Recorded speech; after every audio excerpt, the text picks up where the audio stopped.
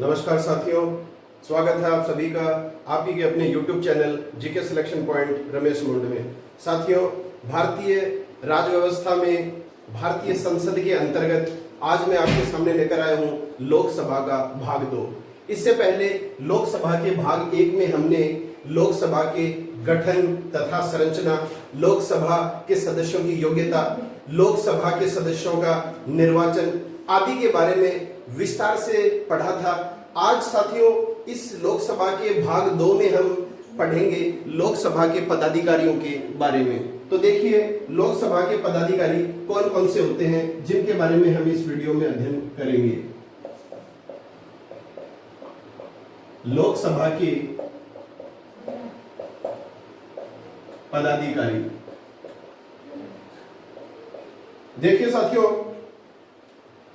चाहे आप शिक्षक भर्ती की तैयारी कर रहे हो, चाहे आप राजस्थान पुलिस की तैयारी कर रहे हो, पटवारी की तैयारी कर रहे हो, एसएससी, रेलवे, सीपीओ, किसी भी एग्जाम की तैयारी कर रहे हो, हर एग्जाम के सिलेबस में भारतीय संविधान और राज्य व्यवस्था जो है वो पाठ्यक्रम में अनिवार्य रूप से शामिल है। और लोकसभा, यदि आपके भारतीय संसद की अगर हम बात करते हैं तो भारतीय संसद में जो है हम लोकसभा, राज्यसभा, राष्ट्रपति तीनों चीजों का अध्ययन करते हैं। अब नॉर्मली जो स्टूडेंट्स हैं वो लोकसभा के गठन और संरचना के बारे में अध्ययन कर लेते हैं, लोकसभा के पदाधिकारियों के बारे में हम कम ही पढ़ते हैं, और प्रश्न जो है वो लोकसभा के पदाधिकारियों में से भी अधिकांश बार परीक्षाओं में आ जाता है, और हमारा सारा पढ़ा हुआ जो कार्यक्रम होता है वो हाथों हाथ जो है वो धूमिल हो जाता है, बेकार हो जाता है। तो साथियों, ऐसा मत कीजिए। आप लोकसभा के पदाधिकारियों को आप निश्चित रूप से पढ़ के जाइएगा। देखिए कौन कौन से पदाधिकारी होते हैं लोकसभा में। एक होता है प्रोटेम स्पीकर,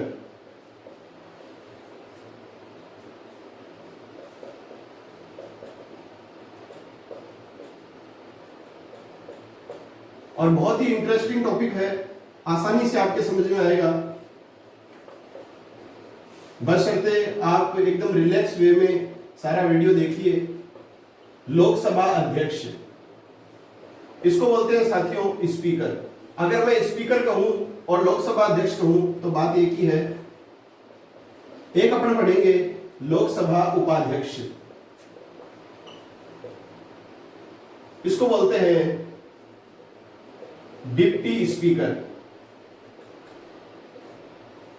एक अपन पढ़ेंगे लोकसभा महासचिव, इसको बोला जाता है सेक्रेटरी।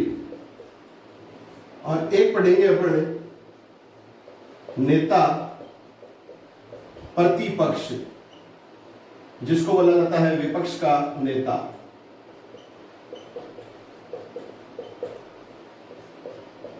लीडर ऑफ ओपोजिशन, जो सत्तारूढ़ दल होता है उसके विपरीत जो सदन होता है उसका नेता होता है नेता प्रतिपक्ष, विपक्ष का नेता। तो साथियों, शुरुआत करेंगे हम अपन सबसे पहले प्रोटेम स्पीकर के साथ। अब देखिए साथियों, सबसे पहले अपन बात करेंगे प्रोटेम स्पीकर के बारे में।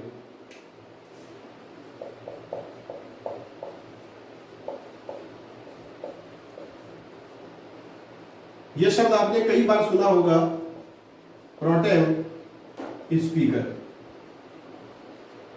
एकदम संक्षिप्त सी व्याख्या है, थोड़ी सी बात है, आप अच्छी तरह सुनिए, सारी चीज आपकी समझ में आएगी।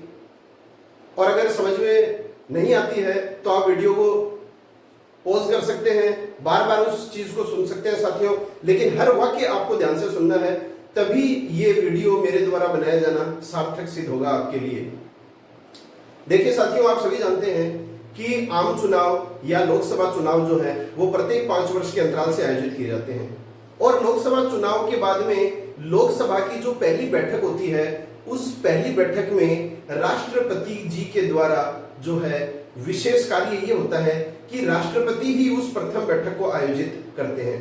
तो लोकसभा चुनाव के बाद लोकसभा की प्रथम बैठक का आयोजन किसके द्वारा किया जाता है? तो राष्ट्रपति के द्वारा किया जाता है। और इसी प्रथम बैठक में राष्ट्रपति जी के द्वारा सदन के सबसे वरिष्ठ सदस्य को प्रोटेम स्पीकर के रूप में नियुक्त किया जाता है।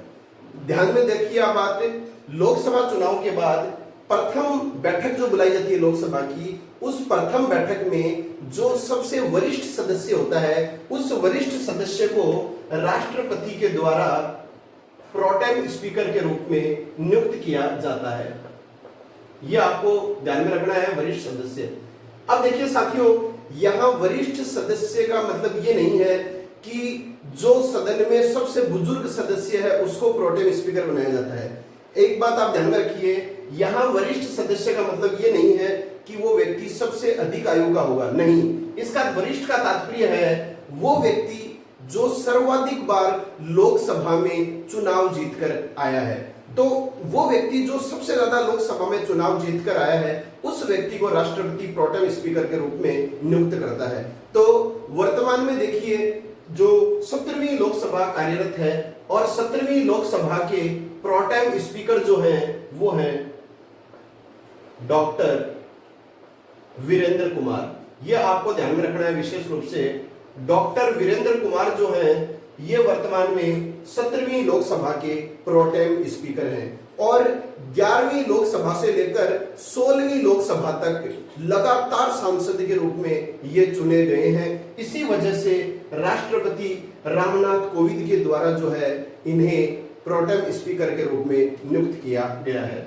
अब देखिए साथियों, ये जो प्रोटेम स्पीकर होता है उसका कार्य क्या होता है। प्रोटेम स्पीकर का कार्य क्या होगा वो देखिए। पहला कार्य जो है इसका, लोकसभा की प्रथम बैठक का संचालन करना।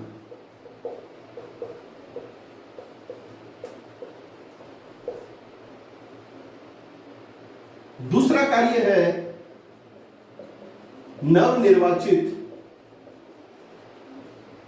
एनएस का मतलब लोकसभा है साथियों, ध्यान में रखिए, लोकसभा के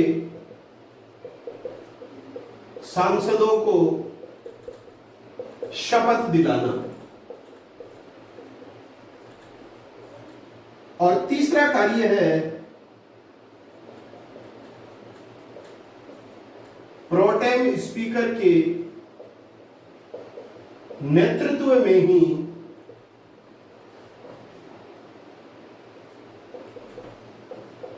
लोकसभा अध्यक्ष, या इसको लोकसभा अध्यक्ष का दूसरा नाम क्या है साथियों, स्पीकर, का चुनाव संपन्न होता है। यह आपको तीन बातें ध्यान में रखनी है। प्रोटेम स्पीकर के कार्यों के बारे में अगर आपसे पूछा जाए तो पहला कार्य तो है लोकसभा की जो प्रथम बैठक होती है आम चुनाव के बाद, उस बैठक का जो है ये संचालन करता है। दूसरी बात, जो भी सांसद, जो नवनिर्वाचित सांसद आए हैं, सारे के सारे सांसद जो चुने गए हैं, चाहे वो पहली बार चुने गए हो चाहे वो दोबारा चुने गए हैं, सारे के सारे जो सांसद होते हैं लोकसभा के, उन सांसदों को शपथ कौन दिलाता है, तो वो दिलाता है प्रोटेम स्पीकर। आप इसमें राष्ट्रपति मत कर देना। और तीसरी बात जो है कि प्रोटेम स्पीकर के नेतृत्व में ही जो है लोकसभा के जो सदस्य हैं वो परस्पर सहमति के आधार पर ही जो सारे के सारे सदस्य होते हैं वो लोकसभा अध्यक्ष या स्पीकर का चुनाव करते हैं। तो देखिए साथियों, जो प्रथम बैठक होती है लोकसभा की जिसका आयोजन राष्ट्रपति करता है, तो जाहिर सी बात है उस प्रथम बैठक में न तो कोई लोकसभा का अध्यक्ष होता है न कोई उपाध्यक्ष होता है। ऐसी स्थिति में क्या होता है, ये संचालन की जो जिम्मेदारी है लोकसभा की बैठक का, ये संचालन की जिम्मेदारी प्रोटेम स्पीकर निभाता है और यही प्रोटेम स्पीकर जो है वो सांसदों को शपथ दिलाता है और इसी प्रोटेम स्पीकर के नेतृत्व में जो है वो लोकसभा अध्यक्ष या स्पीकर का चुनाव संपन्न होता है। और 17वीं जो लोकसभा है इसमें राष्ट्रपति ने किसको प्रोटेम स्पीकर नियुक्त किया था, तो ये किया था डॉक्टर वीरेंद्र कुमार को। तो साथियों, ये है प्रोटेम स्पीकर के बारे में जानकारी।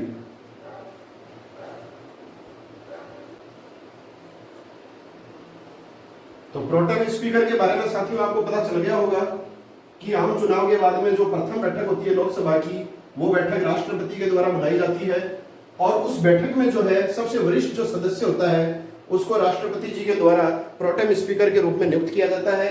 और यही प्रोटेम स्पीकर जो है वो लोकसभा अध्यक्ष का चुनाव जब होता है तो सदन का संचालन करता है। इसके अलावा नवनिर्वाचित सांसदों को ये शपथ भी दिलाता है।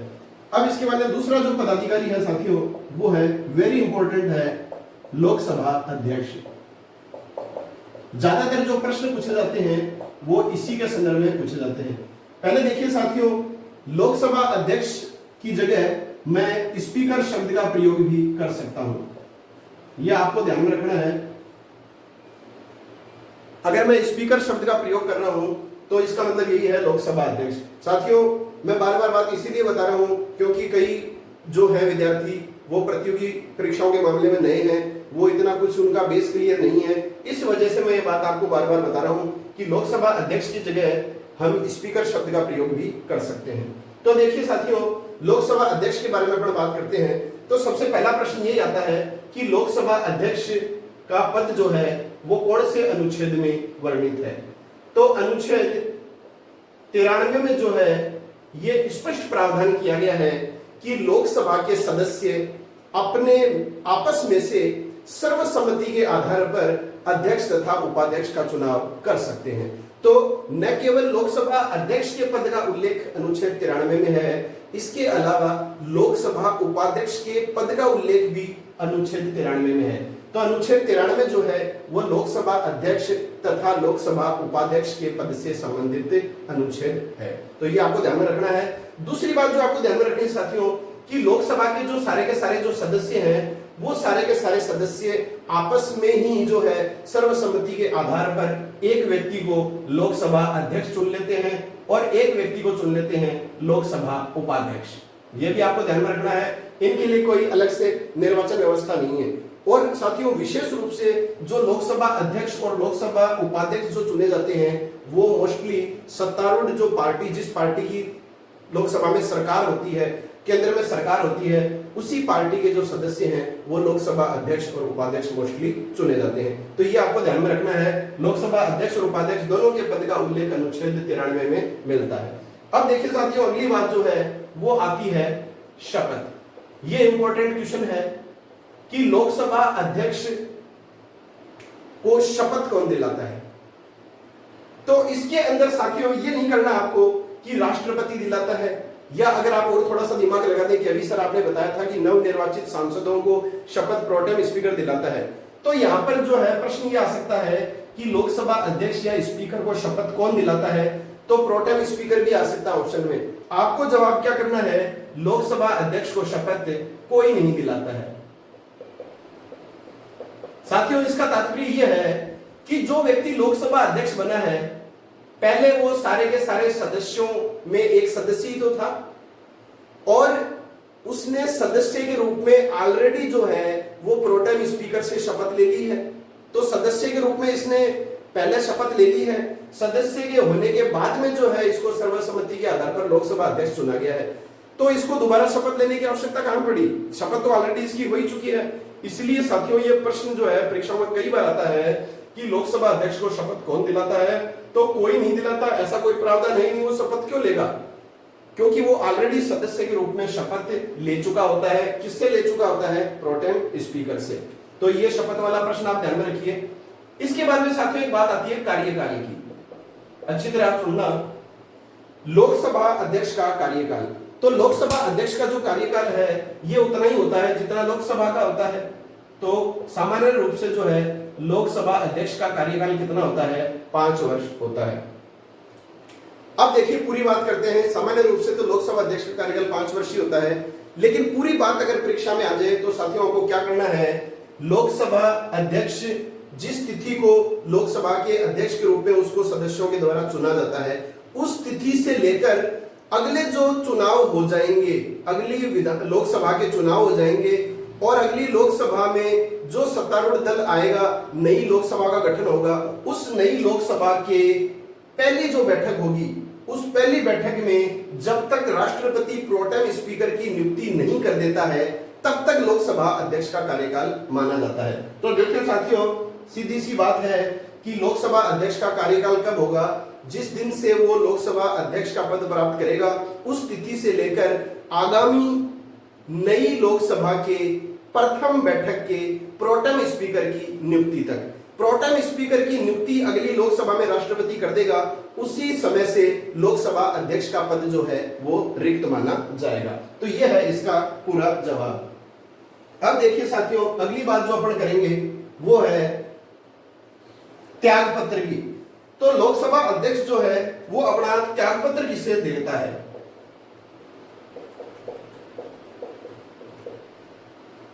लोकसभा अध्यक्ष अपना त्याग पत्र जो है वो हमेशा देगा साथियों उपाध्यक्ष को। और यदि यही प्रश्न इस तरह से पूछ लिया जाए कि लोकसभा उपाध्यक्ष अपना त्याग पत्र किसको देगा, तो उपाध्यक्ष किसको देता है? लोकसभा अध्यक्ष को। और इसका प्रावधान जो है वो अनुच्छेद 94 में किया गया है। आर्टिकल 94 में यह प्रावधान किया गया है कि लोकसभा का अध्यक्ष अपना त्याग पत्र जो है वो उपाध्यक्ष को देगा और उपाध्यक्ष अपना त्याग पत्र अध्यक्ष को देगा। देखिए साथियों, सामान्य जो कार्यकाल होता है वो 5 वर्षीय होता है, लेकिन लोकसभा अध्यक्ष अपनी इच्छा से निर्धारित अवधि पूरी होने से पहले भी अपनी इच्छा से त्याग पत्र दे सकता है। यह आपको विशेष रूप से ध्यान में रखना है। और अपने त्याग पत्र जो ये देगा, तो ये त्याग पत्र अपना किसको देगा? तो ये त्याग पत्र देगा उपाध्यक्ष को। अब देखिए आगे बात करते हैं अपन। देखिए साथियों, हमने बात की 2 अनुच्छेदों की। एक तो अनुच्छेद 93।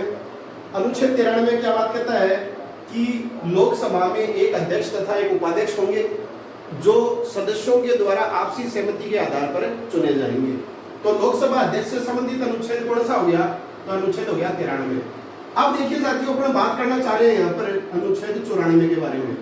आप इस चीज पर गौर मत कीजिए कि हमें अनुच्छेद रटना है। इस अनुच्छेद 94 में कौन कौन सी बातें स्पष्ट रूप से उल्लेखित हैं, वो बातें आपको याद होनी चाहिए। और वो बातें अगर आपको याद है तो अनुच्छेद आप कभी नहीं भूलेंगे। तो देखिए साथियों, इसमें मुख्य रूप से 4 बातों का उल्लेख मिलता है। पहला क्या मिलता है कि लोकसभा अध्यक्ष या जो स्पीकर होगा वो अपना त्याग पत्र किसको देगा? ये देगा डिप्टी स्पीकर या लोकसभा उपाध्यक्ष को। और उपाध्यक्ष अपना त्याग पत्र किसको देगा? तो ये देगा लोकसभा अध्यक्ष या स्पीकर को। पहली बात तो ये कही गई है अनुच्छेद 94 में। दूसरी बात क्या कही गई है अनुच्छेद 94 में कि लोकसभा अध्यक्ष या स्पीकर का कार्यकाल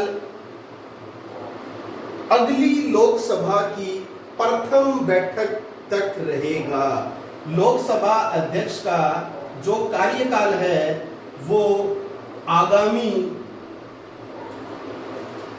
नई लोकसभा के गठन की प्रथम बैठक तक रहेगा।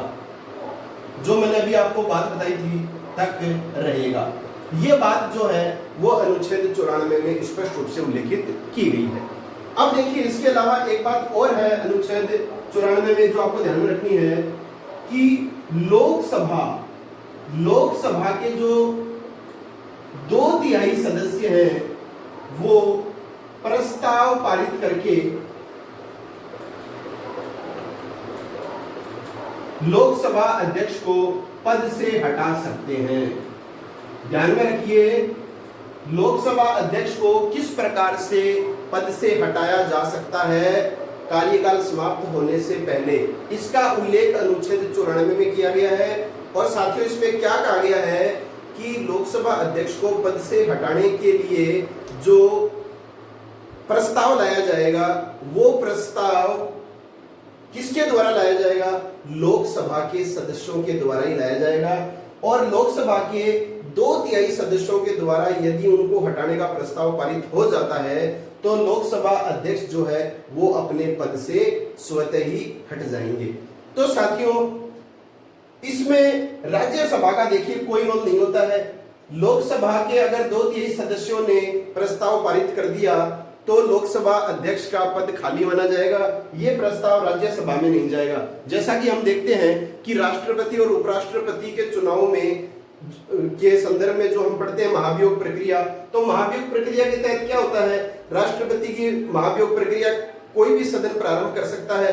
उस सदन से पारित होने के बाद में वो दूसरे सदन में भी जाती है, राष्ट्रपति भी अपना पक्ष रखता है। तो राष्ट्रपति के महाभियोग के संदर्भ में जो प्रक्रिया होती है वो लोकसभा अध्यक्ष के संदर्भ में नहीं अपनाई जाती है। लोकसभा अध्यक्ष के विरुद्ध यदि अविश्वास प्रस्ताव लाया जाएगा तो वो लोकसभा के 2/3 सदस्य लाएंगे। और इसके संदर्भ में एक प्रश्न और भी आता है साथियों, अगर 2/3 सदस्यों के द्वारा ये प्रस्ताव लाया जाता है तो इसकी सूचना 14 दिन पहले लोकसभा अध्यक्ष को वो प्रदान जरूर करेंगे। तो प्रश्न आता है, लोकसभा के 2/3 सदस्यों के द्वारा लोकसभा अध्यक्ष को हटाए जाने के संदर्भ में लाया जाने वाला प्रस्ताव कितने अवधि से पूर्व लोकसभा अध्यक्ष को सूचित करना जरूरी है? तो 14 दिन पहले लोकसभा अध्यक्ष को उसकी सूचना देना जरूरी समझा जाता है। और चौथी बात जो इस अनुच्छेद में कही गई है साथियों, वो क्या कही गई है? ये बात है कि जिस तिथि को लोकसभा अध्यक्ष और उपाध्यक्ष के विरुद्ध अविश्वास प्रस्ताव पारित हो जाएगा या उनकी सदस्यता समाप्त हो जाएगी, उसी तिथि से वो पद से मुक्त माने जाएंगे।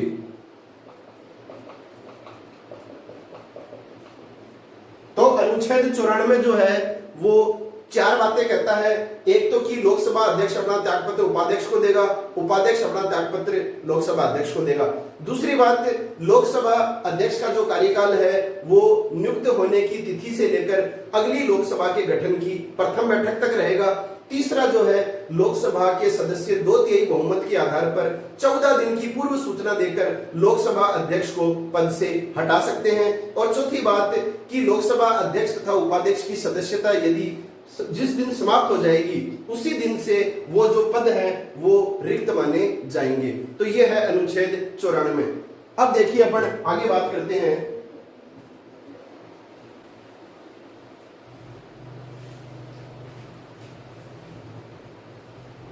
अब देखिए साथियों, इससे आगे अपन बात करते हैं।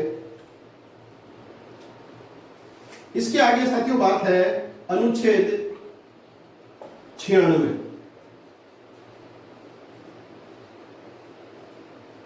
आप अनुच्छेदों की संख्या ध्यान में रखकर घबराएं नहीं। ये बात आप ध्यान में रखिए कि आपको कितनी बातें सीखने को मिल रही है। तो सारी की सारी जो बातें हैं साथियों संविधान में, वो सारी की सारी जो है किसी न किसी अनुच्छेद के तहत ही हैं। मैं इनको बिना अनुच्छेद ही बता सकता हूं, लेकिन कल को प्रश्न आ जाए कि लोकसभा अध्यक्ष अपना त्यागपत्र किस अनुच्छेद के तहत उपाध्यक्ष को सौंपता है, तब आपको पता होना चाहिए उस चीज का, जाहिर सी बात है। तो देखिए साथियों, अनुच्छेद 96 क्या कहता है, सुनिए अच्छी तरह हर बात को। अनुच्छेद 96 ये कहता है कि जब लोकसभा अध्यक्ष और लोकसभा अध्यक्ष के उपाध्यक्ष के विरुद्ध, चाहे अध्यक्ष हो चाहे उपाध्यक्ष हो, किसी के भी विरुद्ध यदि लोकसभा के 2/3 सदस्य पद से हटाने के लिए प्रस्ताव ले आते हैं, तो जिस तिथि को वो प्रस्ताव ले आते हैं उस तिथि से लेकर उस तिथि तक, जब तक उस प्रस्ताव पर चर्चा चलती है या विचार विमर्श होता है या कार्रवाई होती है, मतलब जिस तिथि को वो कार्रवाई प्रारंभ होगी और जिस तिथि को कार्रवाई पूर्ण हो जाएगी, इस दौरान कार्रवाई प्रारंभ होने से लेकर पूर्ण होने के दौरान लोकसभा अध्यक्ष हो चाहे लोकसभा उपाध्यक्ष हो, वो अपने पद पर आसीन नहीं हो सकते। लोकसभा अध्यक्ष अपनी कुर्सी पर नहीं बैठ सकता, नहीं उपाध्यक्ष अपने कुर्सी पर बैठ सकता है। हाँ, एक बात आपको जरूर ध्यान में रखनी है, इस दौरान लोकसभा अध्यक्ष और लोकसभा उपाध्यक्ष एक सदस्य के रूप में इस संपूर्ण कार्रवाई में भाग ले सकते हैं। ध्यान से सुनिए साथियों, क्योंकि प्रश्न आजकल जो है वो कथनों के रूप में पूछा जाता है। 4 कथन आ जाते हैं, पूछ लेगा कौन सा सही है और कौन सा गलत है। तो इस दौरान दोनों के दोनों सदस्य के रूप में भाग ले सकते हैं, अध्यक्ष और उपाध्यक्ष, और अपनी अभिव्यक्ति भी दे सकते हैं, किसी भी मामले पर अपना विचार भी रख सकते हैं। तो ये आपको ध्यान में रखना है। अनुच्छेद 96 क्या कहता है कि 2/3 सदस्यों के द्वारा जिस तिथि को उन अध्यक्ष और उपाध्यक्ष को पद से हटाने के लिए प्रस्ताव लाया जाता है, उस तिथि से लेकर जब तक उस प्रस्ताव पर विचार चलता है या कार्यवाही चलती है, तो कार्यवाही पूर्ण होने तक जो है वो लोकसभा अध्यक्ष और लोकसभा उपाध्यक्ष अपना पद धारण नहीं करेंगे। वो लोकसभा की कार्रवाई में भाग ले सकते हैं, सदन में उपस्थित हो सकते हैं, अपना विचार व्यक्त कर सकते हैं, मांगे जाने पर अपनी किसी भी इस प्रस्ताव के विषय में अपनी राय भी दे सकते हैं। तो ये बात आपको विशेष ध्यान में रखनी है, अनुच्छेद 96 के तहत ये बात कही गई है। तो इसमें विशेष बात क्या है कि प्रस्ताव प्रारंभ होने से लेकर पूर्ण होने तक ये अपने पद पर आसीन नहीं होंगे। ये सदस्य के रूप में जो है पूरी की पूरी कार्रवाई में भाग लेंगे, नियमित रूप से सदन में आएंगे और स्वाभाविक रूप से जो सदस्य जो अपने कार्य करता है वो सारे कार्य ये करेंगे। अब देखिए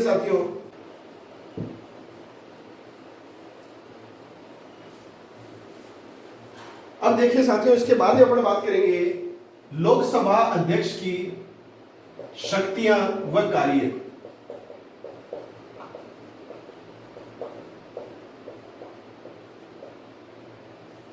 लोकसभा अध्यक्ष को कौन कौन सी शक्तियां प्राप्त है, कौन कौन से कार्य वो इन शक्तियों को रखते हुए करता है, उसके बारे में अपन बात करेंगे साथियों। सबसे पहली जो शक्ति है वो है लोकसभा की बैठकों की अध्यक्षता करना, या आ जाए बैठकों का संचालन करना। यह कार्य आप सभी जानते हैं कि लोकसभा की जो बैठकें होती हैं या लोकसभा की जो अध्यक्षता की जाती है या लोकसभा की बैठकों को जो संचालित करता है वो लोकसभा अध्यक्ष करता है। और साथियों, लोकसभा अध्यक्ष होने के नाते लोकसभा अध्यक्ष को यह शक्ति प्राप्त है कि वो किसी भी व्यक्ति को जो है तब तक अभिव्यक्ति देने के लिए न कहे तब तक कोई सदस्य जो है सदन में अभिव्यक्ति नहीं दे सकता। कहने का मतलब कोई व्यक्ति अपनी अभिव्यक्ति सदन में तभी प्रस्तुत कर सकता है जब लोकसभा अध्यक्ष उसे स्वीकृति दें। और किस सदस्य को किसी विषय के बारे में कितनी बोलने की छूट दी जानी है इसका निर्धारण भी जो है वो लोकसभा अध्यक्ष के द्वारा ही किया जाता है। तो पहला बिंदु आप ध्यान में रखिए, लोकसभा की बैठकों की अध्यक्षता करता है और लोकसभा बैठकों की का वो जो है वो क्या करता है, संचालन करता है। दूसरी जो शक्ति है साथियों, वो आपको विशेष रूप से ध्यान में रखनी है। अनुच्छेद 104, यह अनुच्छेद मैं आपको बता रहा हूं, यह आप विशेष रूप से ध्यान में रखिए। अनुच्छेद 100 की धारा 4 के तहत देखिए साथियों क्या बात कही गई है। अनुच्छेद 100 की धारा 4 के तहत इसमें कहा गया है कि लोकसभा अध्यक्ष जो होता है स्पीकर, ये लोकसभा की बैठक स्थगित कर सकता है। यह शब्द आपको ध्यान में रखना है, स्थगित कर सकता है। तो प्रश्न आता है लोकसभा की बैठकों को स्थगित कौन करता है? प्रश्न एकदम सरल है पर ऑप्शन में आ जाता है लोकसभा अध्यक्ष, प्रधानमंत्री, राष्ट्रपति। राष्ट्रपति आती आधे से ज्यादा विद्यार्थी तो अपनी स्वीकृति खो देते हैं, बोले यार प्रश्न ही बहुत आसान था और ऑप्शन भी उससे ज्यादा सरल आ गया। तो ध्यान में रखिए साथियों, मैंने यहां पर स्थगित की बात की है न कि भंग। ध्यान में रखिए, लोकसभा को भंग करता है राष्ट्रपति अनुच्छेद 85 के तहत। यहां की जा रही है स्थगित की जा रही है आगामी आदेश तक, न कि भंग की जा रही है। तो ध्यान में रखिए, अनुच्छेद 100 की धारा 4 के तहत लोकसभा अध्यक्ष या स्पीकर लोकसभा की बैठक स्थगित कर सकता है।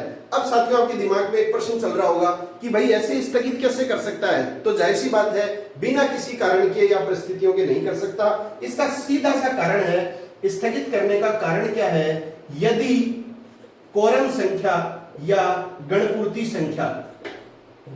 संख्या को ही अंग्रेजी में कहा जाता है साथियों क्योरम संख्या। तो यदि लोकसभा की कुल सदस्य संख्या का 1/10वां भाग सदस्य उपस्थित नहीं है तो लोकसभा अध्यक्ष को यह अधिकार प्राप्त है, यह शक्ति प्राप्त है कि वो सदन की उस दिन की बैठक को स्थगित कर सकता है। तो कारण है स्थगित क्यों कर सकता है? जब कुल सदस्य संख्या का 1/10 जिसको बोलते हैं कोरम संख्या या गणपूर्ति संख्या। तो लोकसभा की गणपूर्ति संख्या कितनी होती है? 1/10। कोरम का साथियों मतलब ये है कि वो संख्या जो किसी भी बैठक को संचालित करने के लिए अनिवार्य होती है। तो लोकसभा में 545 सदस्य हैं, तो 545 का मतलब हो गया कि 55 सदस्य होने जरूरी हैं, तभी बैठक संचालित की जाएगी। यदि 55 सदस्य नहीं है उपस्थित तो उस स्थिति में बैठक कार्रवाई संचालित नहीं होगी। लोकसभा अध्यक्ष उस बैठक को क्या कर सकता है? स्थगित कर सकता है। ये आपको विशेष रूप से ध्यान में रखना है। अब देखिए साथियों, इसके बाद में जो अपन बात करेंगे वो बात करेंगे अनुच्छेद 118 की धारा 4।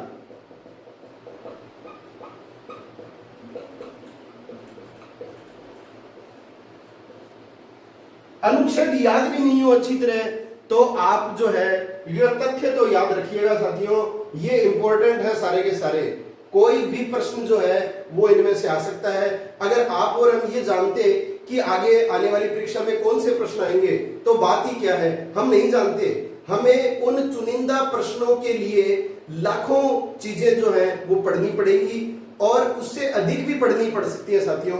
तो जितना अधिक हम इस ज्ञान रूपी सागर में डूबेंगे उतनी ही हम हमारी सफलता को और अधिक सुनिश्चित करते चले जाएंगे। तो साथियों, अनुच्छेद 118(4) में क्या बात कही गई है ये देखिए आप अच्छी तरह। इसमें कहा गया है कि लोकसभा अध्यक्ष जो होता है वो संसद के संयुक्त अधिवेशन की अध्यक्षता करेगा।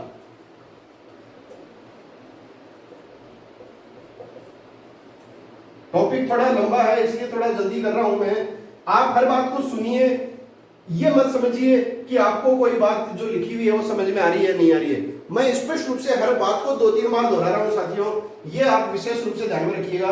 अनुच्छेद 118 की धारा 4 के तहत क्या स्पष्ट प्रावधान किया गया है कि लोकसभा अध्यक्ष जो होगा वो संसद की संयुक्त बैठक या संयुक्त अधिवेशन की अध्यक्षता करेगा। तो देखिए परीक्षाओं में निश्चित रूप से प्रश्न आता है ये कि संसद की संयुक्त अधिवेशन की अध्यक्षता कौन करता है? तो लोकसभा अध्यक्ष करता है। संयुक्त अधिवेशन कब होगा? जब किसी विषय पर दोनों सदनों, लोकसभा और राज्यसभा, दोनों सदनों का विचार विमर्श एक साथ करना जरूरी होता है।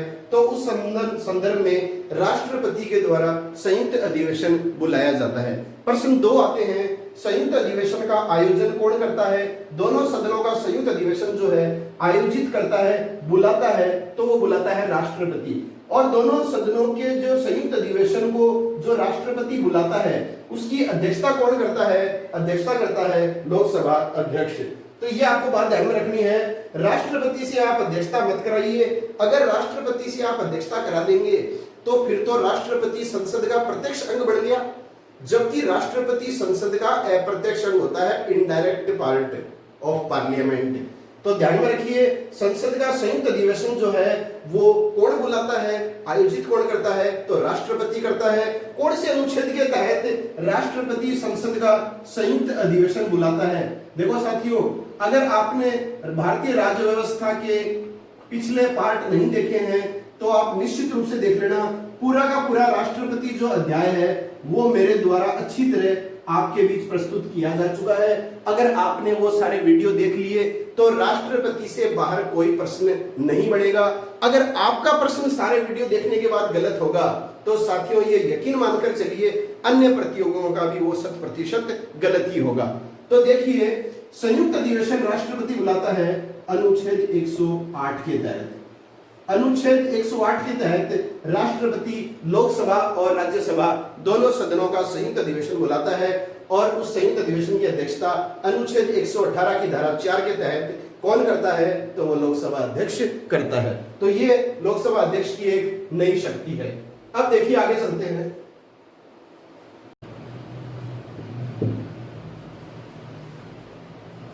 अब देखिए साथियों, ये इतनी शक्तियां आपके समझ में आ गई होंगी। अब देखिए अगली शक्ति की बात अपन करते हैं कि लोकसभा अध्यक्ष को अध्यक्ष होने के नाते और कौन सी शक्ति प्राप्त है। तो लोकसभा की कार्रवाई के दौरान यदि कोई सांसद या सदस्य शांति भंग करता है, कार्यवाही में बाधा डालता है, नियमों के विरुद्ध आचरण करता है, तो ऐसी स्थिति में लोकसभा अध्यक्ष उस संबंधित सांसद या सदस्य को वॉकआउट करने के लिए भी कह सकता है। साथियों, वॉकआउट का मतलब है कि आप सदन छोड़कर बाहर चले जाइए, ये आदेश जारी कर सकता है लोकसभा अध्यक्ष। अगर इसके बावजूद भी वो सदस्य अपनी आदत से बाज नहीं आता है, सदन की कार्यवाही में बाधाएं उपस्थित करता है, लोकसभा अध्यक्ष की बातों की अवहेलना करता है, तो ऐसी स्थिति में साथियों लोकसभा अध्यक्ष उस सदस्य की सदस्यता को निलंबित भी कर सकता है, उसे सस्पेंड भी कर सकता है। तो यह भी लोकसभा अध्यक्ष की शक्ति है। इसके अलावा साथियों कोई भी विधेयक धन विधेयक है या नहीं, इसका निर्णय भी लोकसभा अध्यक्ष ही लेता है। अनुच्छेद 110 जो है भारतीय संविधान का, वो धन विधेयक का प्रावधान करता है और 110 स्पष्ट रूप से कहता है कि राष्ट्रपति की अनुमति के पश्चात धन विधेयक जो है वो लोकसभा में प्रस्तुत किया जाएगा। तो कोई भी विधेयक धन विधेयक है या नहीं, उस विधेयक को धन विधेयक की श्रेणी में रखा जाए या नहीं रखा जाए, इसका निर्णय जो है वो कौन करता है? लोकसभा अध्यक्ष करता है। अगर आपको धन विधेयक के संदर्भ में विस्तार से जानना है कि ये धन विधेयक क्या होता है, तो आप राष्ट्रपति को प्राप्त होने वाली वित्तीय शक्तियों में देख लीजिए, सारी की सारी बात मैंने आपको विस्तार से वहां बता रखी है। अब देखिए साथियों, तो ये प्रश्न भी इंपॉर्टेंट है कि कोई विधेयक धन विधेयक है या नहीं, इसका निर्णय कौन लेता है? तो उत्तर आएगा लोकसभा अध्यक्ष। इसके अलावा देखिए साथियों और कौन सी शक्ति प्राप्त है? लोकसभा अध्यक्ष को जो है एक शक्ति और भी प्राप्त है, वो है कास्टिंग वोट की शक्ति। अब आप सोच रहे हो कि ये कास्टिंग वोट क्या है, तो इसका मतलब होता है साथियों निर्णायक मत या वोट। तो साथियों लोकसभा सदन में आए दिन जो है वो नए नए विधेयकों पर चर्चा होती है, नए नए मुद्दे सामने आते हैं, उन पर विचार विमर्श होता है सदस्यों में। यदि मान लीजिए किसी विषय पर विचार विमर्श हो रहा है और उस विधेयक या विषय पर विचार विमर्श के लिए जो है कोई स्पष्ट निर्णय नहीं निकाला जा रहा, तो कोई भी विधेयक सदन से पारित होगा तो जाहिर सी बात है उसको पूरा बहुमत भी चाहिए। तो यदि किसी विधेयक पर आम विचार विमर्श के पश्चात जो है वो वोटिंग हो जाती है और वोटिंग जो है उस विधेयक के पक्ष में भी पड़ गई 200 ही और विपक्ष में भी उसकी कितनी पड़ रही है? 200 ही पड़ रही है। मतलब उस विधेयक पर जितने सदस्यों ने सहमति दी है उतने ही सदस्यों ने उस पर असहमति भी दी है, तो बराबर हो गया मामला। अगर बराबर नहीं होता तो कोई दिक्कत नहीं थी, दूसरे सदन में वो प्रस्ताव चला जाता। अब इस विषय पर दोनों तरफ से जो है पक्ष और विपक्ष दोनों में क्या हो गया? इक्वल वोट पड़ गई। इक्वल वोट पड़ने की स्थिति में लोकसभा अध्यक्ष को अपना निर्णायक वोट देने का अधिकार प्राप्त है। यह आपको विशेष रूप से ध्यान में रखना है। लोकसभा अध्यक्ष को ऐसी स्थिति में अनुच्छेद 100 की धारा 1, इसमें हो सकता है आपको अनुच्छेद 100 भी दे दे केवल एग्जाम में, धारा में एकदम क्लियर बता रहा हूं कि कई बार क्या होता है 101 दे देता है, 101 2 दे देता है, 102 दे देता है, 104 दे देता है, उस हिसाब से ये इंपॉर्टेंट हो जाता है। तो अनुच्छेद 101 के तहत लोकसभा अध्यक्ष को क्या शक्ति प्राप्त है कि यदि किसी विषय पर पक्ष और विपक्ष दोनों के मत बराबर हो जाते हैं, ऐसी स्थिति में लोकसभा अध्यक्ष अपना निर्णायक वोट या कास्टिंग वोट देने की शक्ति रखता है और लोकसभा अध्यक्ष जिस पक्ष को अपना वोट देता है वो उसी पक्ष के तहत जो है वो प्रस्ताव स्वीकृत या अस्वीकृत हो जाता है। तो ये बात जो है आपको विशेष रूप से ध्यान में रखनी है। लोकसभा अध्यक्ष को निर्णायक वोट देने की शक्ति प्राप्त कब होती है? जब किसी विषय के संदर्भ में पक्ष और विपक्ष दोनों को समान मत मिलते हैं, उस स्थिति में जो है वो लोकसभा अध्यक्ष ये शक्ति रखता है। अब देखिए साथियों, इसके अलावा लोकसभा अध्यक्ष जो है वो संसद में गठित कई समितियों की जो है अध्यक्षों की भी नियुक्ति करता है। तो लोकसभा अध्यक्ष संसद में अनेक समितियों के अध्यक्षों की नियुक्ति भी करता है। जैसे प्राक्कलन समिति के अध्यक्ष की नियुक्ति लोकसभा अध्यक्ष करता है, पीएसी लोक लेखा समिति, पब्लिक अकाउंट कमेटी जिसको बोलते हैं, उसके अध्यक्ष की नियुक्ति जो है वो लोकसभा अध्यक्ष करता है। सार्वजनिक उपक्रम समिति है, उसके अध्यक्ष की नियुक्ति जो है वो लोकसभा अध्यक्ष करता है। तो ये आप ध्यान में रखना, इन समितियों के अध्यक्षों की नियुक्ति कौन करता है। जैसे आपसे पूछ रहे प्राक्कलन समिति के अध्यक्ष की नियुक्ति कौन करता है, तो लोकसभा अध्यक्ष करता है। लोक लेखा समिति के अध्यक्ष की नियुक्ति कौन करता है, तो लोकसभा अध्यक्ष करता है। सार्वजनिक उपक्रम समिति के अध्यक्ष की नियुक्ति कौन करता है, तो ये भी कौन करता है, लोकसभा अध्यक्ष। अब संसद की ये अलग अलग समितियां हैं, इसकी भी मैं आपके सामने वीडियो प्रस्तुत करूंगा, उसमें विस्तार से बताऊंगा साथियों। यहाँ ये उपयुक्त समय नहीं है कि मैं आपको सारी की सारी समितियों और अध्यक्षों के और कार्यों के बारे में आपको जानकारी दूं। आपको केवल इतनी ध्यान रखना है, संसद की कौन सी विशेष 3 समितियों के अध्यक्षों की नियुक्ति लोकसभा अध्यक्ष करता है, तो वो ये समितियां हैं, प्राक्कलन, लोक लेखा समिति और सार्वजनिक उपक्रम समिति। अब देखिए साथियों, 3 ऐसी समितियां होती हैं जिनका अध्यक्ष स्वयं लोकसभा अध्यक्ष होता है। तो ऐसी कौन सी 3 समितियां होती हैं जिनका अध्यक्ष लोकसभा अध्यक्ष स्वयं होता है, तो ये आपको ध्यान में रखना है। सामान्य परियोजन समिति, एक तो ये है। सामान्य परियोजन समिति जो होती है उसका अध्यक्ष जो है वो स्वयं लोकसभा अध्यक्ष होता है। तो जैसे प्रश्न आ जाता है सामान्य परियोजन समिति का अध्यक्ष कौन है, बोले हमने तो ये कभी पढ़ी नहीं, तो कोई दिक्कत नहीं है, इसका अध्यक्ष हो जाएगा ओम बिड़ला। ये ओम बिड़ला जो है ये राजस्थान से कोटा बूंदी निर्वाचन क्षेत्र से वर्तमान में 17वीं लोकसभा 2019 से 2024 तक के लोकसभा अध्यक्ष हैं। तो वर्तमान में लोकसभा अध्यक्ष कौन है, तो वो है ओम बिड़ला। या मैं कह दूं सामान्य परियोजन समिति के अध्यक्ष कौन है, तो वो कौन है, ओम बिड़ला है। इसके अलावा देखिए साथियों, नियम समिति, जैसे आ जाए संसदीय नियम समिति का अध्यक्ष कौन होता है, तो संसदीय नियम समिति का अध्यक्ष भी कौन होता है, तो लोकसभा अध्यक्ष होता है। और एक समिति होती है कार्य मंत्रणा समिति, इसका अध्यक्ष भी लोकसभा अध्यक्ष या स्पीकर ही होता है। तो कौन सी 3 समितियों के अध्यक्षों की नियुक्ति करता है लोकसभा अध्यक्ष, प्राक्कलन, लोक लेखा समिति और सार्वजनिक उपक्रम समिति।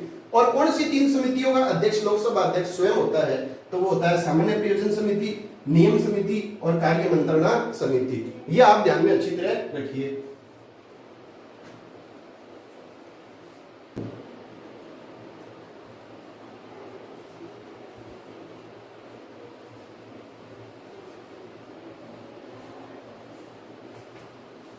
अब देखिए साथियों, कार्य एवं शक्तियों की अपन ने बात कर दी लोकसभा अध्यक्ष की, उम्मीद है कि आप सबको समझ में आया होगा अच्छी तरह। अब देखिए लोकसभा अध्यक्ष के बारे में मैं आपको 2-3 चीजें और बताऊंगा कि वर्तमान जो लोकसभा है 17वीं लोकसभा 2019 से 2024 तक, इस लोकसभा में जो है वो सदस्यों की जो औसत आयु है वो है 54। कई बार साथियों जैसे इस संदर्भ में प्रश्न आ जाता है, कथनों के रूप में आ जाता है वैसे तो, कि कौन सा सही है या गलत है। तो साथियों सारी की सारी जो मेहनत है हमारी वो इस संदर्भ में व्यर्थ हो जाती है। हम हालांकि पढ़ते हैं, ऐसी बात नहीं है, विद्यार्थी बहुत कठोर मेहनत कर रहे हैं, पूरी तरह से संकल्पित भी हैं कि हम हमारी आगामी प्रतियोगी परीक्षा में सफलता प्राप्त करें। लेकिन साथियों फिर भी अधिक से अधिक हमें प्रयास करना चाहिए कि हम हर चीज की तह तक जाएं, क्योंकि ऐसे प्रश्न हैं जो हम एस्टिमेट नहीं करते हैं, जिनकी हम कल्पना नहीं करते हैं और आ जाते हैं। तो मेरे दिमाग में अचानक ये बात आई है, मैंने पढ़ रखा था ये कि वर्तमान जो 17वीं लोकसभा है इसकी जो औसत आयु है साथियों वो है 54%। और एक बात और मेरे ध्यान में आई है साथियों, यहाँ पर मैं आपके बीच शेयर करना चाह रहा हूँ कि 40 वर्ष से कम आयु के जो सांसद हैं वो है वर्तमान में 12%। मतलब 12% जो सदस्य हैं वो 40 वर्ष से कम आयु के हैं। तो ये बहुत अच्छी बात है, हमारे देश के संसदीय लोकतंत्र की दृष्टि से बहुत ही अच्छी बात है कि 12% जो सदस्य हैं उनकी जो आयु है वो 40 से भी कम है। अब देखिए थोड़ी सी महिलाओं की बात करते हैं साथियों। तो पिछले वीडियो में मैं आपको बता चुका हूं कि 17वीं लोकसभा में कुल कितनी है महिलाओं की संख्या, तो महिलाओं की संख्या जो है वो है 78। आपको अच्छी तरह याद होगा।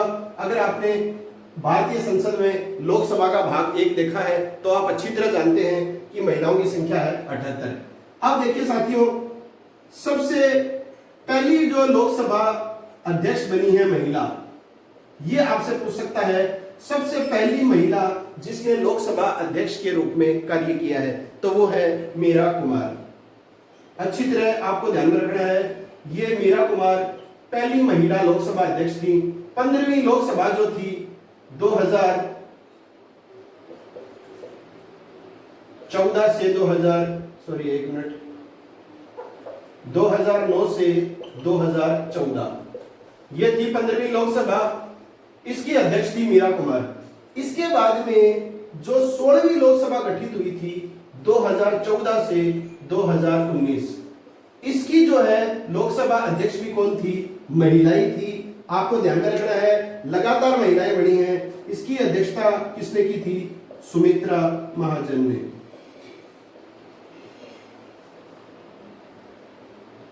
ये थी 16वीं लोकसभा की अध्यक्ष, और वर्तमान में 17वीं लोकसभा के अध्यक्ष हैं ओम बिड़ला। ये आप जानते हैं अच्छी तरह।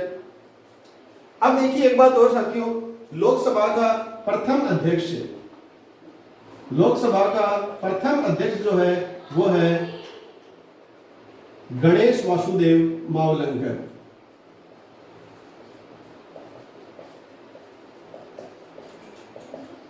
जिसको शॉर्ट में कहा जाता है जीवी मावलंकर।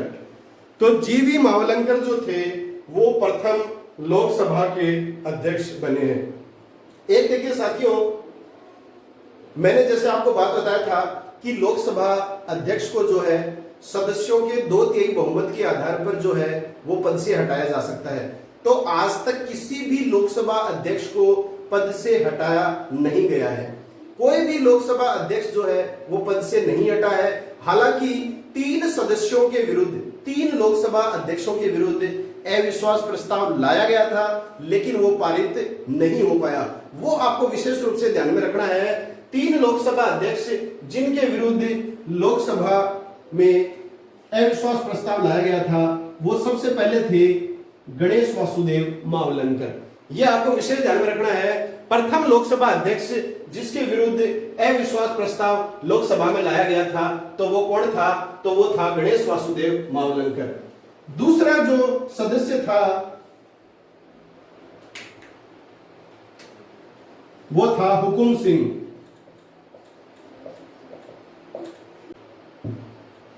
और तीसरा है बलराम जाखड़। ये 3 लोकसभा अध्यक्ष हुए हैं जिनके विरुद्ध अविश्वास प्रस्ताव लाया गया था, लेकिन पारित नहीं हुआ। तो किसी भी लोकसभा अध्यक्ष को अविश्वास प्रस्ताव के तहत आज तक नहीं हटाया गया है। 3 के विरुद्ध लाया गया है गणेश वासुदेव मावलंकर जो पहले लोकसभा अध्यक्ष थे, इसके बाद में लाया गया हुकुम सिंह के विरुद्ध, और सबसे नवीनतम है बलराम जाखड़। तो ये चीजें हैं विशेष रूप से आपको जो ध्यान में रखनी है। अब देखिए साथियों,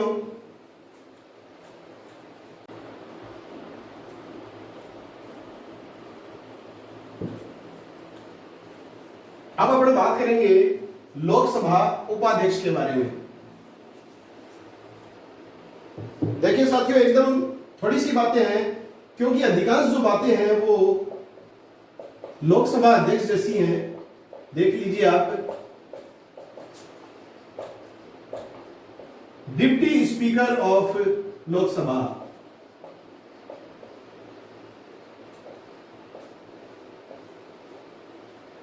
देखिए साथियों, बात वही है अनुच्छेद 93। दोबारा देख लीजिए, आपका रिवीजन ही हो रहा है एक तरह से। अनुच्छेद 93 में लोकसभा अध्यक्ष और लोकसभा उपाध्यक्ष दोनों पदों का प्रावधान है। स्पष्ट रूप से उल्लेखित है कि लोकसभा के सदस्य आपस में से ही सर्वसम्मति के आधार पर लोकसभा अध्यक्ष तथा लोकसभा उपाध्यक्ष दोनों का चुनाव करेंगे।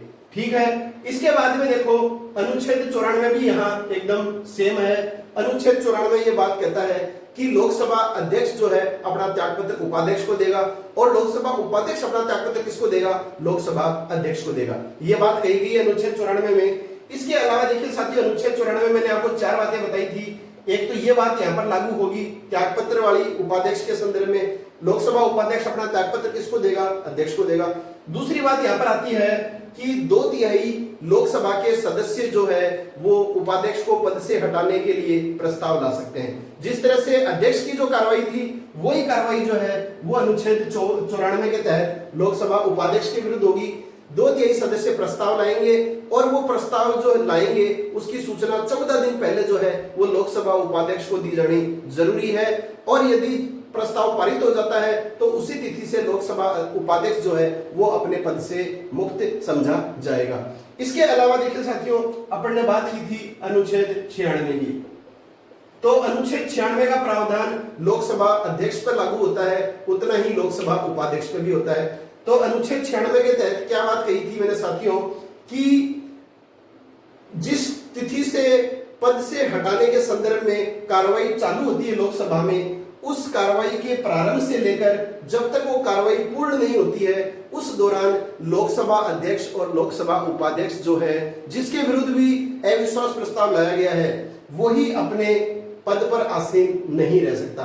यदि लोकसभा उपाध्यक्ष के विरुद्ध अविश्वास प्रस्ताव लाया गया है 2/3 सदस्यों के द्वारा, तो जब तक वो कार्रवाई पूरी नहीं हो जाती तब तक लोकसभा उपाध्यक्ष अपने पद पर आसीन नहीं होगा। हालांकि वो सदन की गतिविधियों में भाग ले सकता है, सदन में उपस्थित हो सकता है, अपनी अभिव्यक्ति भी दे सकता है। आपको अच्छी तरह ये बात ध्यान में आ गई होगी। अब देखिए, इसके अलावा जो है वो लोकसभा उपाध्यक्ष का कार्यकाल भी जो है वो 5 वर्ष होता है, और लोकसभा उपाध्यक्ष का कार्यकाल कब तक होता है? जिस तिथि को उसको चुना जाता है उस तिथि से लेकर आगामी नई लोकसभा के गठन तक जो है, प्रथम बैठक तक जो है उसका कार्यकाल पूरा हो जाता है। जब राष्ट्रपति के द्वारा नई लोकसभा में पहली बैठक में प्रोटेम स्पीकर की नियुक्ति कर दी जाती है, उस समय तक जो है लोकसभा अध्यक्ष और लोकसभा उपाध्यक्ष अपने पद पर कार्यरत रह सकते हैं। उसके बाद में वो पद जो है वो स्वतः ही समाप्त हो जाता है। तो ये है लोकसभा उपाध्यक्ष के बारे में बात। अब देखिए साथियों, एक छोटी सी हम चर्चा करना चाह रहे हैं यहाँ पर कि मान लीजिए यदि स्पीकर भी नहीं है, मतलब लोकसभा अध्यक्ष जो है वो अनुपस्थित है। अगर लोकसभा अध्यक्ष अनुपस्थित है तो उसकी अनुपस्थिति में लोकसभा की अध्यक्षता कौन करेगा? आप आसानी से इस प्रश्न का उत्तर दे सकते हैं, तो वो करेगा लोकसभा उपाध्यक्ष। ये इसकी शक्ति है। लोकसभा अध्यक्ष की अनुपस्थिति में लोकसभा का संचालन या अध्यक्षता कौन करेगा? लोकसभा उपाध्यक्ष।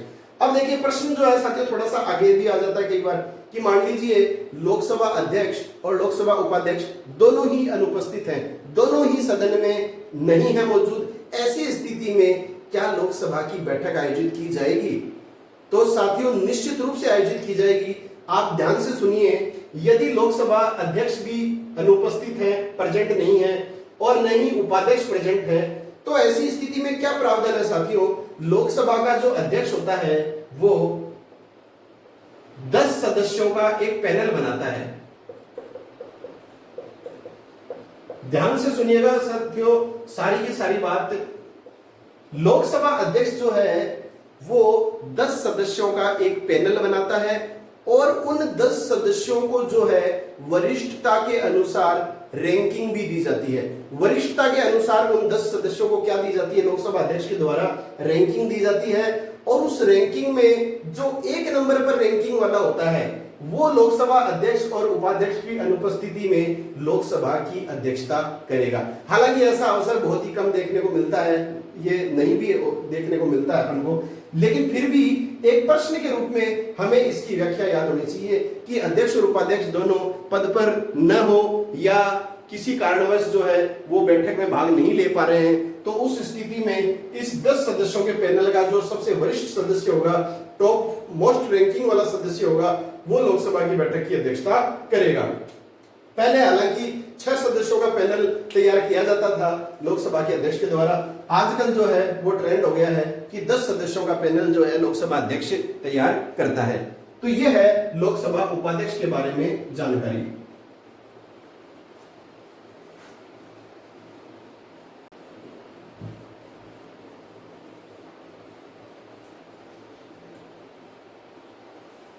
अब देखिए साथियों, प्रोटेम स्पीकर, लोकसभा अध्यक्ष और लोकसभा उपाध्यक्ष की बात अपन ने कर ली है। अगले पदाधिकारी की अपन बात करेंगे, वो है महासचिव।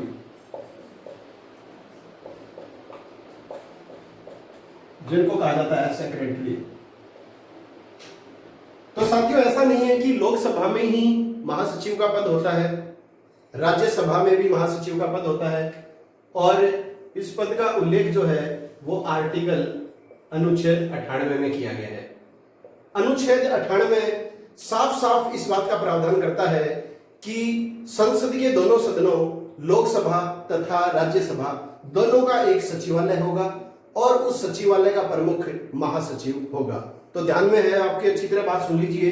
अनुच्छेद 98 में स्पष्ट रूप से ये उल्लेख किया गया है कि संसद के दोनों सदनों का एक सचिवालय होगा, सेक्रेटरीट होगा, और इस सचिवालय का जो प्रधान होगा, प्रमुख होगा, मुखिया होगा, उसे क्या कहा जाएगा? महासचिव। इसी तरह से साथियों आपने लोकसभा की कार्रवाई या संचालन जरूर देखा होगा। लोकसभा की कार्रवाई जब संचालित होती है तो देखिए साथियों, ये मान लीजिए सारा का सारा लोकसभा का परिदृश्य है।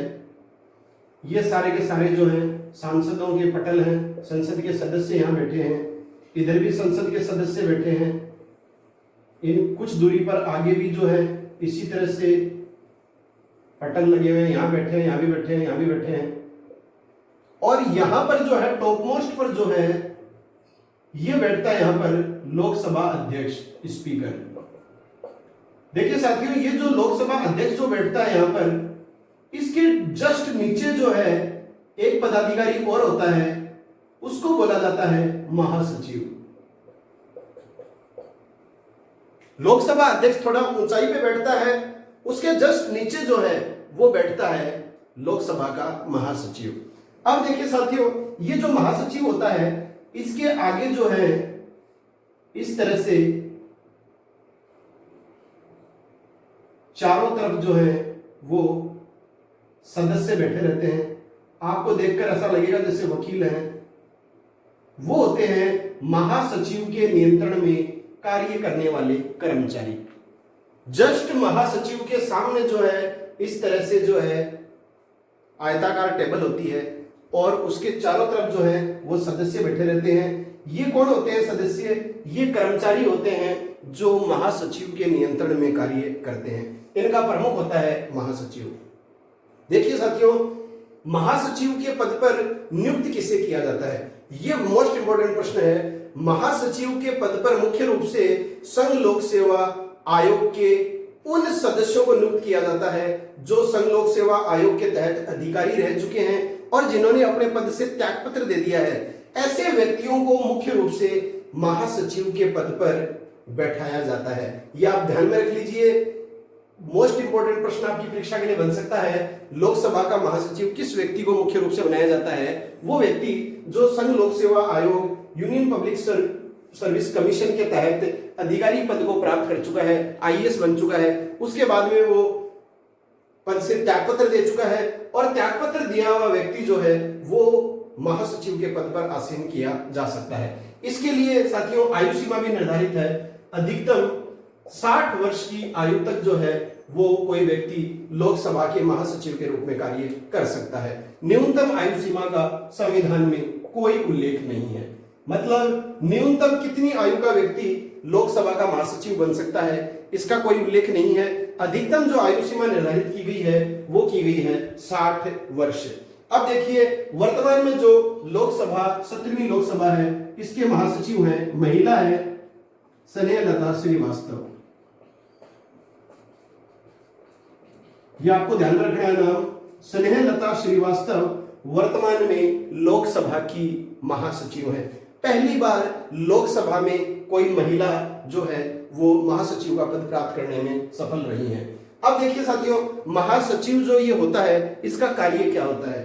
तो इसका कार्य देखो सीधा सा है कि लोकसभा अध्यक्ष की सदन की कार्रवाई में सहायता करना। तो लोकसभा अध्यक्ष जो है वो लोकसभा की बैठकों का संचालन करता है और इस संचालन में लोकसभा अध्यक्ष की सहायता कौन करता है? तो वो करता है महासचिव। यह हो गया पहला बिंदु। लोकसभा की कार्रवाई में लोकसभा अध्यक्ष की सहायता करता है। दूसरी शक्ति इसको क्या प्राप्त है? जैसे राष्ट्रपति के द्वारा संसद की बैठक बुलाई जाती है उस बैठक में जो सदस्यों को आमंत्रण दिया जाता है, वो आमंत्रण जो है वो महासचिव के कर्मचारियों के द्वारा ही दिया जाता है। तो महासचिव के कर्मचारी जो हैं वो आमंत्रण सदस्यों तक पहुंचाते हैं कि राष्ट्रपति महोदय बैठक बुलाना चाह रहे हैं, इस तिथि को आप सभी पधारें। इसके अलावा देखिए साथियों, एक मोस्ट इंपोर्टेंट कार्य और है महासचिव का जो आपको ध्यान में रखना है कि समय समय पर संसद के सदस्यों को जो अपने अगर कहें कि आमंत्रण दिए जाते हैं, समय समय पर संसद के सदस्यों को जो आमंत्रण दिए जाते हैं सदन में उपस्थिति के, वो आमंत्रण जो है वो महासचिव के द्वारा ही दिए जाते हैं। इसके अलावा लोकसभा में कई ऐसे सदस्य होते हैं जो पहली बार सांसद के रूप में चुनाव जीत कर आते हैं, तो पहली बार एकदम फ्रेश जो सांसद होते हैं उनको नियम कानूनों की जानकारी जो है वो महासचिव के द्वारा दी जाती है। तो महासचिव के द्वारा नवनियुक्त पहली बार जो लोकसभा में आते हैं सांसद, उनको नियम कानूनों की जो जानकारी है वो कौन व्यक्ति प्रदान करता है, तो वो व्यक्ति प्रदान करता है महासचिव। तो ये है महासचिव के बारे में जानकारी। तो ये है लोकसभा के महासचिव के बारे में जानकारी साथियों। अब आखिरी जो पदाधिकारी के बारे में अपना बात करेंगे साथियों, वो है नेता प्रतिपक्ष या विपक्ष का नेता, या जिसको अपन बोलते हैं लीडर ऑफ ओपोजिशन। एकदम संक्षिप्त सी बात है साथियों कि संविधान जब लागू हुआ था, मूल संविधान में नेता प्रतिपक्ष या विपक्ष के नेता या लीडर ऑफ ओपोजिशन का कोई प्रावधान नहीं था। पहली बात आपको ध्यान में रखनी है, 1971 में कानून के द्वारा संसद ने इस पद को सर्जित किया कि लोकसभा में एक विपक्ष का नेता भी बनाया जाएगा। 1971 के कानून के तहत एक बात और स्पष्ट रूप से कही गई साथियों कि लोकसभा में विपक्ष का नेता या नेता प्रतिपक्ष का पद तभी सर्जित किया जाएगा जब सत्ताधारी दल के अलावा किसी अन्य राजनीतिक दल को कुल सदस्य संख्या का 10% से अधिक वोट प्राप्त हो। तो सत्ताधारी दल को तो पूरा बहुमत प्राप्त है ही, तभी वो सत्ता में आया है। सत्ताधारी दल के अलावा किसी भी अन्य राजनीतिक दल को 10% सीटें प्राप्त होनी जरूरी हैं यदि सदन में नेता प्रतिपक्ष या विपक्ष के नेता का पद होना प्रावधानित है। तो 16वीं और 17वीं लोकसभा में, 17वीं वर्तमान में चल रही है, 16वीं पिछली थी, तो हमने देखा 16वीं लोकसभा में कोई विपक्ष का नेता नहीं था, कोई नेता प्रतिपक्ष। क्यों नहीं था? क्योंकि बीजेपी के अलावा कोई ऐसा राजनीतिक दल नहीं था जिसने 10% से अधिक सीटें प्राप्त की हो। और 10% का मापन आप कैसे करेंगे? 55 सीटें होनी जरूरी हैं। जो पार्टी सत्ता में है उसके अलावा यदि किसी अन्य राजनीतिक दल को 55 सीटें प्राप्त हो चुकी हैं तो ये मानकर चलिए उस 55 सीटों वाले राजनीतिक दल का कोई भी व्यक्ति सर्वसम्मति के आधार पर नेता प्रतिपक्ष चुना जा सकता है। मूल संविधान में इस पद का कोई उल्लेख नहीं था। 1971 के कानून के तहत यह पद सृजित किया गया और यह भी साफ उल्लेख किया गया कि सत्तारूढ़ दल के अलावा किसी अन्य राजनीतिक दल को 10% से अधिक सीटें प्राप्त है तो ही यह पद अस्तित्व में आएगा, अन्यथा नहीं आएगा। 16वीं और 17वीं लोकसभा में यह पद रिक्त है। और जो नेता प्रतिपक्ष का जो ये पद होता है साथियों, लीडर ऑफ ओपोजिशन का, इसका जो दर्जा है, ये इंपॉर्टेंट प्रश्न है, ये कैबिनेट मिनिस्टर के बराबर होता है। तो मंत्री परिषद में प्रधानमंत्री की अध्यक्षता में जो सबसे ऊंचे मंत्री होते हैं कैबिनेट मंत्री, उन कैबिनेट मंत्रियों के स्तर के बराबर दर्जा होता है नेता प्रतिपक्ष का। तो साथियों ये था आज का हमारा वीडियो, भारतीय संसद लोकसभा भाग 2। तो साथियों अगर आपको वाकई आज का वीडियो पसंद आया है तो वीडियो को लाइक कीजिए, अधिक से अधिक सोशल मीडिया के माध्यम से अपने साथियों में इसे वायरल कीजिए, शेयर कीजिए। और अभी तक अगर आपने चैनल को सब्सक्राइब नहीं किया है साथियों तो चैनल को सब्सक्राइब कर लें और बेल आइकन को अवश्य दबा दें ताकि मेरे द्वारा भविष्य में जितनी भी वीडियोस बनाई जाएंगी उन सब के नोटिफिकेशन सबसे पहले आप तक पहुंच सकेंगे। तो मिलते हैं नए वीडियो के साथ, तब तक के लिए जय हिंद, जय भारत, वंदे मातरम।